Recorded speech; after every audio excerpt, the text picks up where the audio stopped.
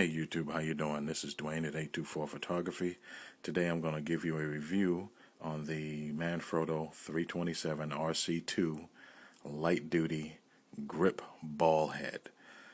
First off, the quality on this is excellent. It is the more pricey of the grips that Manfrotto has out right now, but to me it's worth the money. Maybe I'll explain in a minute. The style of it looks great, so it's very professional to me. The older one is like a workhorse and is somewhat clunky compared to this one. This one's very ergonomic. When you grab onto it, it feels great, and it's made out of magnesium. So when you think about getting one and you think about the 324 RC2, that one is made out of plastic. I'm sure it's a great plastic and everything, but the two pieces, that the whole grip is plastic, and the part that the camera actually sits in with your quick release grip is made out of plastic. So you have to think about that, and that's really made for like smaller cameras. So if you have a bigger camera, I have a D200, and I'm going to be putting like a 70 to 300 millimeter lens on there. So you want something that's going to basically hold your camera, because once you lean a camera forward, you really feel the weight coming on there. So let's give a little demonstration here. The movement is very smooth. You can increase and decrease the tension on it, but once you grab it and move it, and once you let it go, it should stay where you put it. So far I haven't had any problems with it. It's very cool. So you can go from horizontal to portraiture and just let it go, and you should be fine.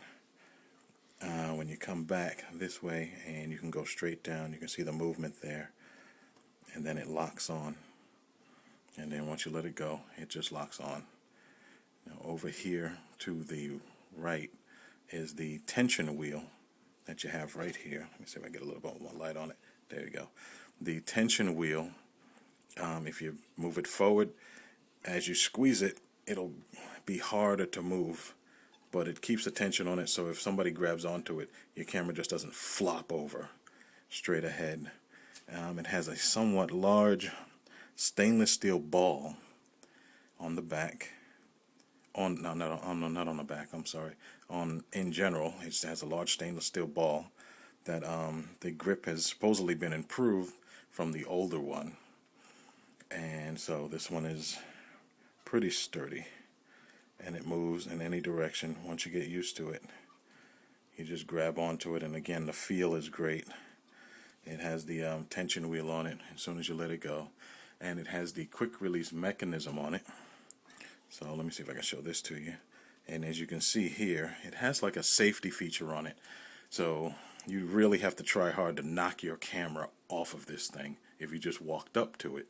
So what happens is, I'm going to do it with my camera, it has a little latch right here, and that little pin keeps the main flap, the main switch, from coming straight back, so the camera will come off. So if somebody walked over to your camera and just clicked it back, it's going to stop, because this little latch will hold it there.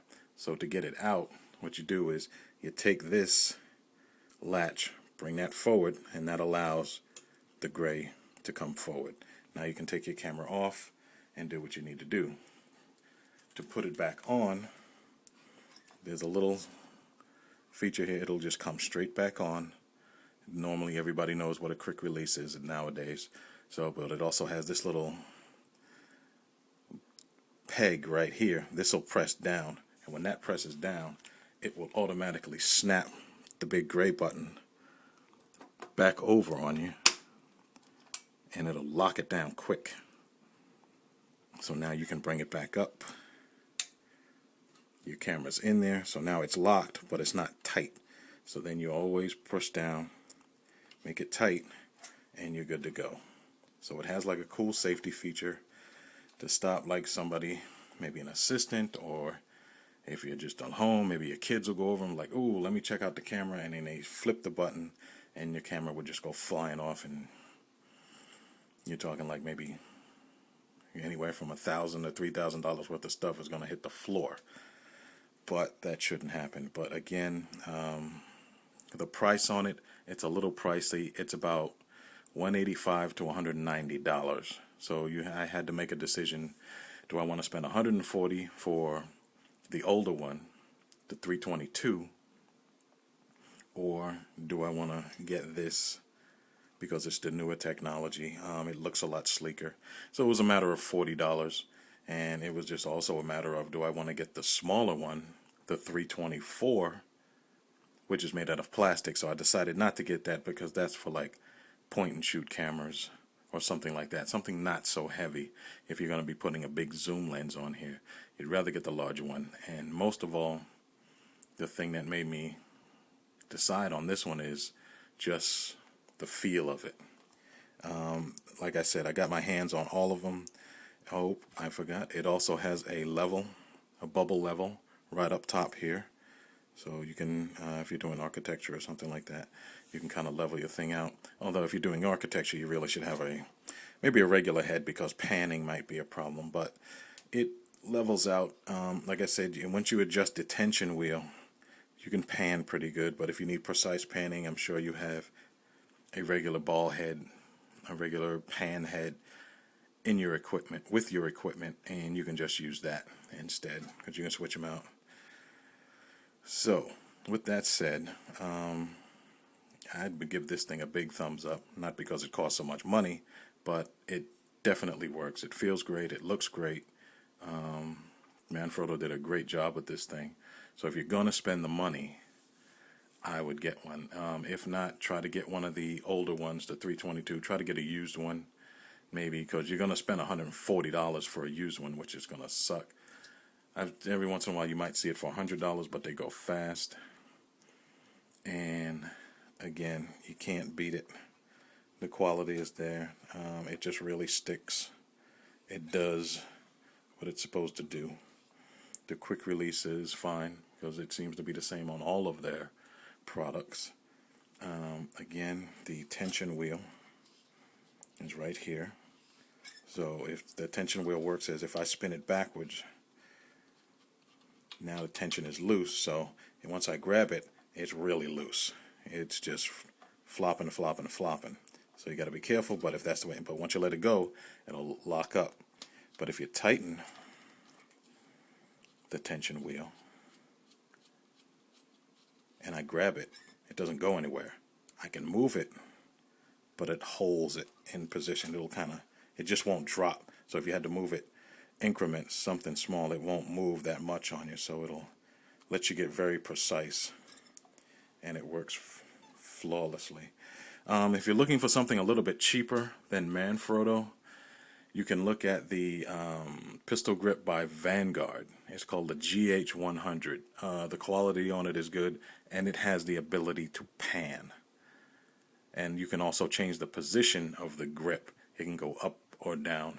It's pretty cool. It's made by Vanguard. It's called the GH100. But I'm really talking about the Manfrotto. So if you don't want to spend Manfrotto money, I would look at the Vanguard grip. But this one is great. I like it. And I hope you like it. I hope you love the video was okay. I hope you can see everything. I am going to try to put some links on my YouTube video. Again, I would pick it up if you can. Remember about the price, so don't fall on the floor when they tell you the price. But it's Manfrotto, it's top quality. Everything Manfrotto is going to cost money because they don't build garbage. So I hope you like it. I hope this has helped you make a decision. If you can, go into the store and put your hands on one. Maybe you live somewhere where they don't have, because they're not going to sell it at the mall or anything. But maybe they will. Something like Wolf Camera might have it. But go to your local photo store that has professional equipment. Get your hands on one and try it out. And I think it's worth the money, because it'll last you for years. Okay, thank you very much. I hope this has helped you a lot. And go take a picture.